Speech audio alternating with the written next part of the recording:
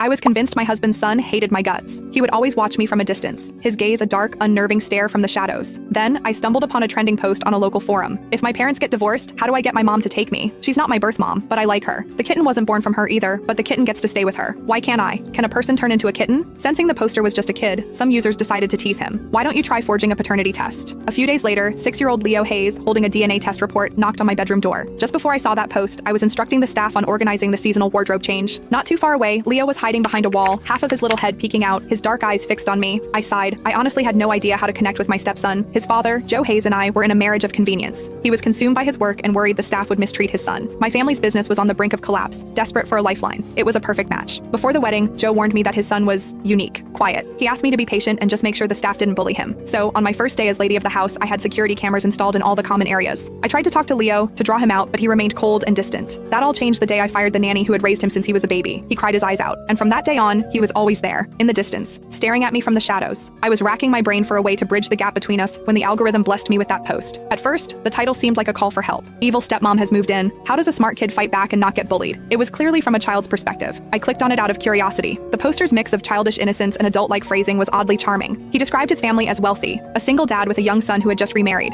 But the more I read, the more a strange feeling crept over me. The details were uncannily similar to my own situation with Leo. The only difference was the poster's reaction. Take the nanny incident, for example. The poster wrote, "Battle report. That woman fired the nanny who's taken care of me my whole life." I cried. The comments exploded. WTF, I thought this was a joke post, but this is a real evil stepmom. It's only been a few days and she already got rid of his childhood nanny. Dude, slow down. But a lifelong nanny? This kid is definitely rich. The new wife is probably a gold digger. She'll have her own kid, push this one out, and turn him into a useless brat to secure the inheritance. Poster, you're in danger. I've got a whole library of novels about evil stepmom schemes. Want me to send you some for research? Poor baby, you must be so heartbroken right now. The poster replied, "I'm not heartbroken. I cried because I was so happy. That horrible nanny is finally gone. She never let me dress myself. She even insisted on spoon-feeding me, going on about how I was a precious little prince born to be pampered. Before that woman arrived, the nanny kept bad-mouthing her and telling me how much better her own niece was, how she'd be a much better fit to take care of me. It was so annoying. I told her to stop, but she never listened, so I gave up. I'm so glad that woman got rid of her." Someone asked why he didn't just tell his dad. The poster, "Dad is really busy. I don't want to be a burden. I have to be considerate." Reading that, my heart ached a little. The other users were flooded with sympathy. Then, one user commented, "This sounds a bit off. Is it possible the stepmom saw what was happening and fired the nanny to help you? So the stepmom is actually a good person? Let's not get ahead of ourselves.